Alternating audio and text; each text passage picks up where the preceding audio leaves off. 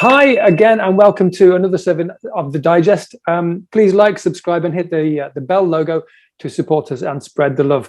Today, we welcome John Breslin, Professor John Breslin. He's a professor of electronic engineering and computer science at the National University of Galway. He's an entrepreneur and an author of hundreds of publications. Welcome, John.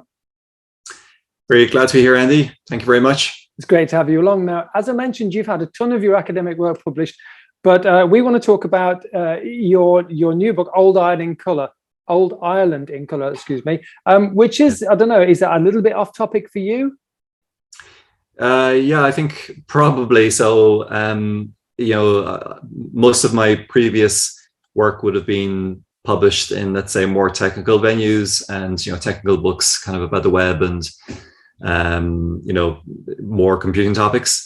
Yeah. But this one is more, I suppose you would classify it more as a history book. The link is that it uses computer science or artificial intelligence techniques to make it happen. And that's probably kind of how I got into it. So about the interest, I saw a cool technology, which is called Deoldify. And basically it's artificial intelligence powered system to automatically colorize photographs. And, where the interest came from was I was trying to colorize some family photographs of my grandparents and great grandparents. And I was doing it by hand in Photoshop and trying to, basically trace out various shapes on the photograph and color them in certain colors. And it was taking quite a long time. But it just happened around that time I saw somebody sharing on social media about this new Deoldify system. And I tried it out. And I tried it out on a few photographs, but also tried it out on some videos. And the response when I shared these out on social media was huge. So much so that kind of I created a project called Old Ireland in Colour on social media. And it grew quite a substantial following. And then it just seemed like natural evolution was to go down the book route and publish some of the I suppose the photographs that received a lot of attention, and then some other ones that we created for the book. And I partnered with a fantastic historian, Sarah Ann Buckley from the same university, from NUI Galway, to provide the historical context and captions. That's how the project was born. Wow, that's interesting. Now, I guess, like most people, I've always found photos from the past pretty fascinating. I know that, I even look at our own from when we were kids. I know it's not only me that does that. So what do you think it is about the past that gives us so much intrigue? Well, I suppose, it's all about kind of contrast. It's probably the same kind of feeling you get when you travel to another country and you see how things are the same but different. So we resonate more with pictures from the past, I believe, when they are in color, because there is, and it's just the way we're used to seeing things in color. I suppose there can be a bit of a disconnect when we look at the black and white photographs. We sort of tend to dismiss them as something from kind of the far distant past, even though, like, when I was young, they were still taking photographs in black and white, even though color photographs were obviously a thing. But it was still a kind of transitionary period where photographs were taken in black and white up until kind of the end of the 60s, early 70s. So it just, I think just creates a greater connection, because we start to see these photographs more about people. And the other part, I think, is it does actually bring certain features in the photographs more to life. So like on our last book, Old Ireland in Colour 2, it's a picture of two boys, but I think it's the fact that other things come to life in the background as well, that suddenly you kind of notice, oh, there is a person there. And actually in the bigger picture, you can't see it here, but there's a group of people standing here essentially, and they're having a conversation. It looks like quite a serious conversation. But again, in black and white, that kind of fades into the background. You don't really notice it until it's in color. So it definitely resonates more, but also I think highlights or accentuates certain features that your eye just kind of glosses over. I did a picture of a famous Irish explorer called Tom Crean and his Welsh colleague Edgar Evans, and they're sewing seal skins together for some clothing. But when it was brought into color, it seemed to highlight certain things, like there was a little cigar box in between them, and then there was kind of certain things on the shelf behind them, like boxes of Fry's chocolate, and there's actually a box of bottles of sherry. So certain things that kind of, again, blended very much into the background in black and white suddenly became a lot more obvious or visible in the color version. Now, I've heard say that that colouring old photos detracts from social issues of the past. The reason I say that is because black and white, they tend to date images a little bit better than colour photos do. So, you know, sometimes when we see colour versions of past times, it can have the effect of removing the nostalgia. But that doesn't really reflect in your images at all, does it? So why do you think that is? Well, yeah, I suppose different answers. One is that, well, first thing I would say is that black and white pictures always exist. So it's not like they no longer are available. Like most of the pictures in the books that we've produced are from public archives, and we always reference those. So, you know, you can go back and you can find the original image and see that, and, you know, that's always available. So I think that's kind of the first important point. Does it detract from the past, or does it make a bigger connection to the past? That's kind of a, you know, there's different schools of thought, and, you know, somebody recently wrote an interesting article just saying that actually the colorization strengthens our connection to the past, and actually that's a good thing to, you know, to create that strong connection. I think one thing I would say about the All Ireland Colour books is that it definitely has reconnected a lot of Irish people with history and made them look more into their own photographs and their own history as well. So I think that's been quite a positive benefit.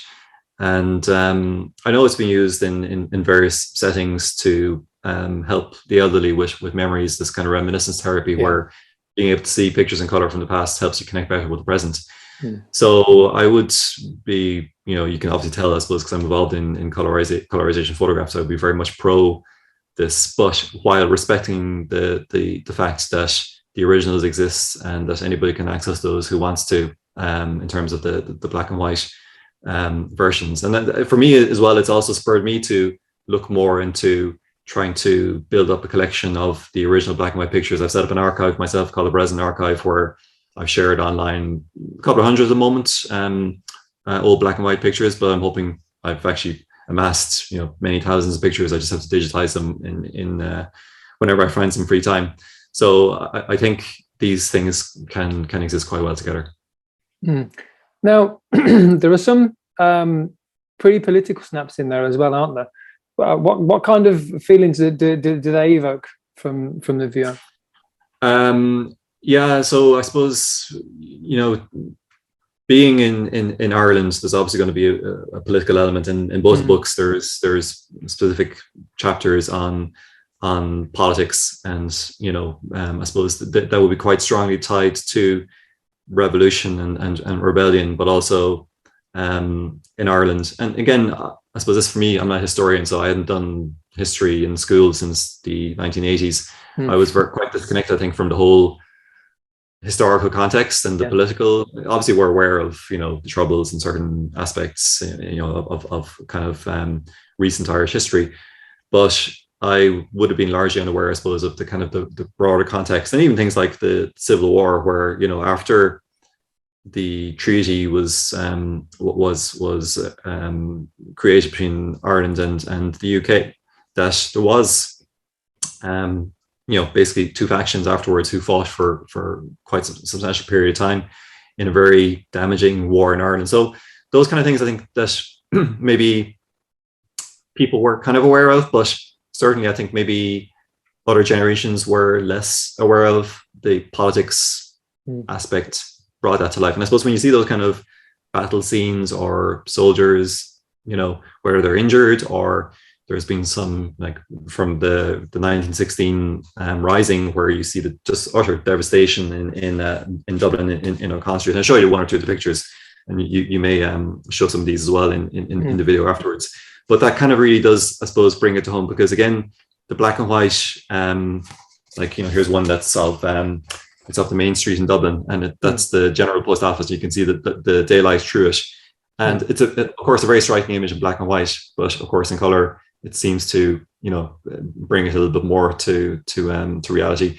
And, you know, various things like this, you can see these kind of trams in the background. So I would have looked up the colors of the trams in Dublin, that they were blue and cream, to try and get some semi-accurate colors for these. But yeah, so that I think does bring these events very much to life. And again, to have balance in there, we have we've tried to have pictures from a certain in the new book from the Unionist and the Republican side of things to make sure that we kind of cover the whole story, or as much of the story as we can. I think probably I would have done more, obviously, from the Irish perspective, just being in Ireland, because that's what I've been aware of. But certainly for the second book, I think I was a bit more conscious that we wanted to make sure we had different views into what was going on in Ireland across, across different perspectives and cultures. So going from, the people like Carson to, the Michael Collinses that, everyone knows the big names, but there's a lot of the ordinary scenes of the, unfortunately the soldiers who were involved in the various conflicts. And again, I think seeing those as people makes it resonate more. Yeah. No, was that the Black and Tans? They were after Collins, weren't they?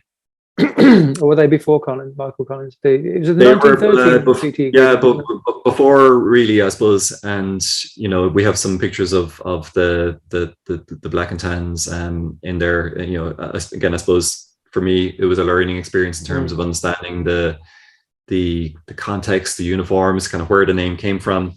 And we have an interesting picture. I'll see if I can pull it out here of the Black and Tans so this is from 1920. So it's just kind of, obviously Michael Collins was kind of on the go from the Rising, which is 1916, on to 1922, which was the year he died, which is the centenary is this year. So this picture is from 1920, and it's from Amiens Street in Dublin, which is now Connolly Station. But you can see kind of, again, we tried to choose the uniforms, which were a combination of the various British outfits, which were, there was the RSA uniforms from Ireland, which were this kind of dark green, which is where the black name came from, and then the tan khaki type uniforms from the British outfits there. So it was kind of, I suppose in the timing, I'd say around kind of 1920-ish. Yeah, but some of those photos as well, I'm not talking only about the conflict as well. They look really, they're grim. I mean, some of them, they're really grim. And again, the color thing sort of, it pokes life into them, whereas you would think maybe they're a little bit dead. So if I can use the term, how does resuscitating them make you feel? I think when you see the reaction to them, it's quite rewarding, and especially when you hear from kind of family members and the impact it's had on them. We have, I suppose on the cover of our first book, we actually were in contact with the family members of 3 of the children. So this, three of these children are still alive, 2 in the US and 1 in Ireland. And we actually managed to get a photograph of those 3 people holding the book, which I thought was quite incredible. But also, I think, for the various photographs that you kind of, that you suddenly find out that somebody says, and, I often get pictures where somebody says, oh, actually, I know these people because they were related to me. Here's a picture from the Aran Islands, which is off the coast of Galway. And we got somebody to list out all of the names of, or at least many of the names of the people. This is from 1939 in that picture as possible. So that's, I think that's quite rewarding to kind of see the resonance that it has with people. And here's another picture from it's from the traveling community, and it's from Cork. And again, the granddaughter of this woman here was in touch with us, and she gave a copy of the book to her mother, and they were just delighted to see, this picture brought from black and white to color. So it's been quite fascinating. Another picture here, which is of the O'Halloran sisters, and I was in touch with one of their indirect descendants in the US, and it digs up a whole load of history around the picture, because it's quite a quite striking picture, and our historians would know it quite well in Ireland. But actually, through the process of colorizing and sharing online, suddenly, and I put together a document in terms of, where these sisters ended up and when they were born, and gathering the birth dates and doing the kind of genealogy thing. It's gathered a whole bunch of social history around that one photograph, which I think was quite fascinating. Yeah, that's pretty awesome. So the people that were in the originals, the original photos, they've grown up, or they're family members of them, and so there was a good reaction from them. Absolutely. I've been, I would say, 100% positive. I've never actually had a negative comment about the colorization of family members. Really very, very positive response. Yeah, again, because I think, I mean, I don't want to be horrible, but it does look really, really grim. How did looking at the photos evoke the memories, and how did they feel about those memories? Well, I suppose, it's a bit like the optimist and pessimist. Some people will look at the pictures and say, oh, simpler times, or decoration. And other people think of, God, all of the diseases and illnesses and short lifespans and, the hardship, But, it's, obviously some of the photographs are difficult, but then there's also some quite cheerful, happy photographs. And, again, I can point back to these kind of two young lads. Obviously, you could think behind the scenes and say, they probably had a difficult life, but at that point in time, they were happy. And, many of the photographs, sometimes, I suppose as you go further back in time, the photographs, the people seem more serious because that's the way pictures were taken. They had to keep their face still for a longer period of time because the exposure time was longer. So it's not necessarily that these people didn't smile, but, that they were also, that was kind of the nature of the photographs. And then you've got like sporting occasions, like this is the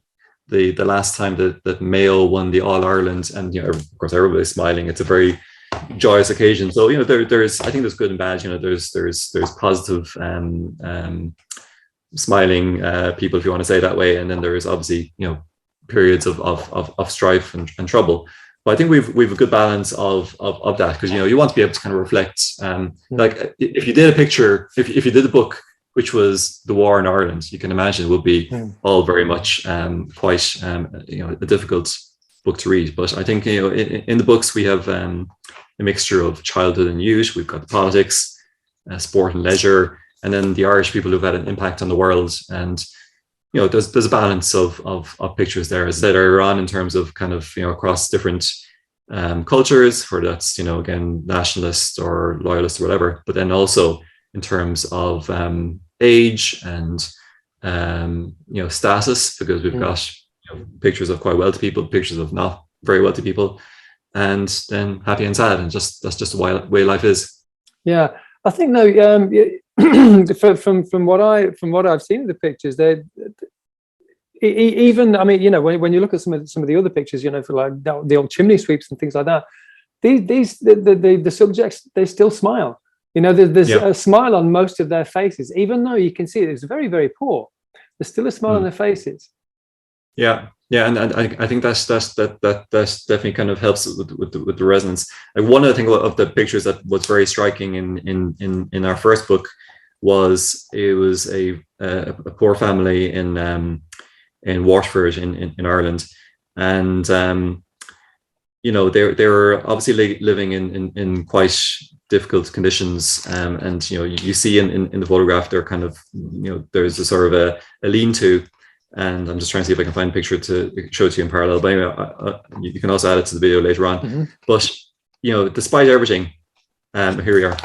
So you can see this is essentially where they're living, and it's it was reported on at the time. Somebody commissioned a series of photographs to basically show the dire conditions these people were living in.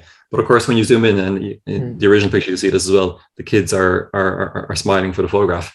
So now that in turn makes it resonate with the picture even more, because you see you see these Moors people, just because of them making I suppose the best of where they were in terrible circumstances. But for sure, there's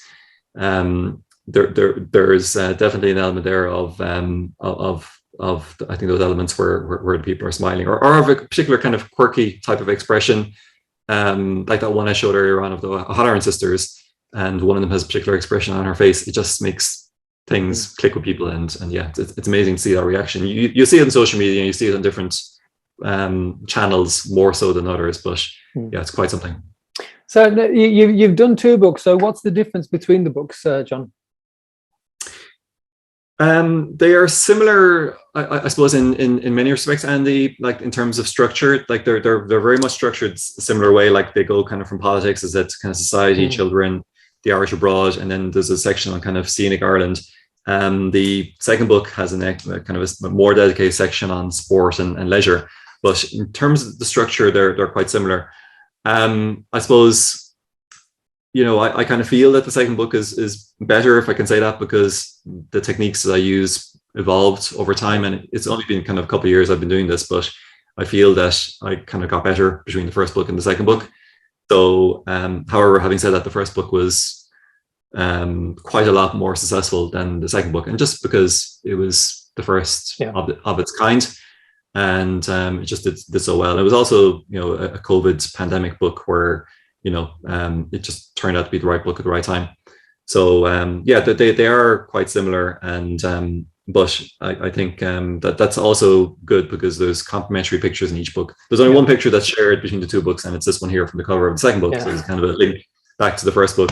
And actually, if you compare that to the version in the first book, I think it's a lot better. It's a lot more colorful and it looks a lot more realistic. So that's a good kind of test of why the second one is perhaps a bit more colorful than the first one. But again, I haven't had any complaints about the pictures in the first one either. I'm surprised. Yeah. No, they look great. What's next, John? I don't have any plans for any other books at the moment. We've been doing a couple of exhibitions of the photographs, and we had one in Galway. Just it's actually still ongoing, but we've one coming up in a museum in Cork later.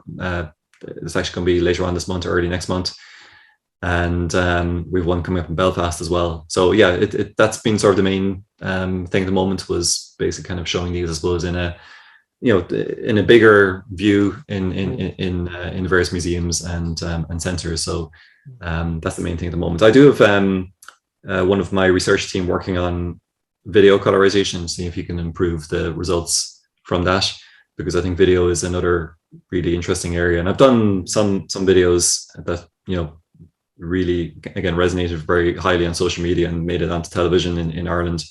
And I think there's probably a lot that can be done there with various archives of black and white footage that could be leveraged and colorized. And to be honest, the techniques are improving so rapidly that I think this would be an interesting area. Yeah. Are you a football fan?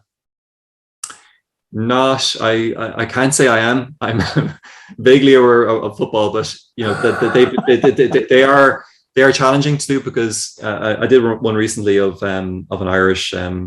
It was a Gaelic hurling game, and when you start to do stuff with teams, like I've quite a few. I've one football related picture in the second book, which is I'll just give this as an example. So it's from Ireland versus Yugoslavia, right? And as part of that, I had to try and figure out what were the, because we know Ireland is probably going to be in green, but what color was the goalie jersey, and what color was the Yugoslavian player and the Yugoslavian goalie? You can see they're these two here. What color were their socks? What color was the little Yugoslavian logo? And then I managed to find a program from the match. It's from 1955, and there's a big story behind it, because the Archbishop at the time basically told people not to go to the match because Yugoslavia and communism, and he saw it as kind of a thing not to do. And it was postponed for a while, and then eventually there was like kind of almost record crowds at it. But back to your thing about football, to do this one picture took a lot of work to get the right colors for the right players. And when you colorize a video and you've got these players moving around all the time, you either have to be able to isolate different players at different points of time, or do what's called rotoscoping, where you have to kind of trace the movement of the jersey, let's say, in a particular sequence, and then apply the right colors to that. So I can imagine if you were trying to do football, it will be great but challenging, I'd say, to put it that way. So the technical aspect of it is difficult as well, then. Yeah? Well, the colorization works, usually by matching shapes or textures in certain black and white images to corresponding color. Like, the way this works is it uses an artificial intelligence system called deep learning, and deep learning is used to kind of find features in things that it's not told explicitly what they are. So what happens is the Oldify, the system, which is developed by Jason Antic and Dana Kelly, it's fed a bank, if I call it that, of black and white images and a corresponding bank of color images. and it essentially develops a model that maps the color parts to the black and white parts, and it learns from that. And as you train it over many of these black and white and color mappings, when it's then provided with a new black and white image, it can then assign colors to a colorized version of it. So it's learning what textures and shapes correspond to what colors. And then when it encounters a new image where it doesn't know the colors for that, it says, well, we know from what we've learned that should be this. So now, of course, clothes, for example, come in many different colors. So it can't always know what, maybe if it was a belt, it probably would know, well, it's a good chance it's going to be brown. But if it's going to get a jumper, it's going to give it kind of an average type of bluey, purpley color. It is improving, and the latest oldify models have gone beyond just these kind of set colors. So anyway, what happens is when you give it a bit of footage of a soccer match, it's going to come up with this kind of averagey, bluey, purpley type color for all of the players. And you'd have to go then and try and pick out, unless there happen to be one team wearing white tops and the other team wearing something else. That actually would be, if you could manage to isolate the football games to ones where one team was wearing white and the other team was wearing a darker color, it might be a little bit easier, because then you could say, well, for all of those bluish jerseys, I'm going to kind of shift the color to red or green or whatever. You might be able to kind of get away with there, but otherwise it could be quite challenging. Right. So with the coats and things like that, and the clothes that the subjects are wearing in your photos, who chose that? Was that you, or was that the program? So yeah, by default it comes out with a certain number of colors, but then I would manually go and alter those to something that either would reflect what looks realistic, but also I have a book which is called I'm not going, like, for example, this picture here, it's not going to tell you exactly what color they were wearing. Yeah. But if you can kind of get an idea of typical colors of the time, a book here called Dress in Ireland, which basically kind of goes through different colors that were worn in different periods of time. So at least you kind of have a palette to work from. Like when I did some pictures of Oscar Wilde in the first book, I was able to find some reports of the color cravat he wore and the color stockings he had and the color suits he wore. And again, at a point in time, you may not know that was exactly the colors that he wore in that particular photograph, but at least you've got a palette that is realistic of ones he could have worn. And the same for these. So again, this one here, I can't remember what colors this came out by default, but I suppose if I look back at the first book, I'll probably be able to see the difference. I manually colorized pretty much all of these clothes items that they were wearing to give something that kind of looks real. Yeah, that's an amazing photo. It's a great photograph, yeah. And actually just yesterday I found it was used on another book. I can't remember what the book was about, but it's very, very striking one. And actually when we did the first book, it was one of the main contenders, and the one we eventually went with was again another great picture from County Kerry. But it's one that just makes you smile. Yeah, that's fantastic. John, someone wants to get a copy of the book. How do they get hold of it? Well, I think if you just Google for All Ireland in Colour, you'll find it on all of the main websites, but it's also available from all of the good Irish websites like Eason's, Kenny's, Charlie Burns, mailbooks.ie. So you'll find it, All Ireland in Colour, and 2 is the second book as well. Fantastic, that's great. Thank you so much for your time, John. I really appreciate you speaking to us today. Yeah, thanks again, and yeah, good luck with the books. Thanks so much. Good to see you. Thanks, everyone.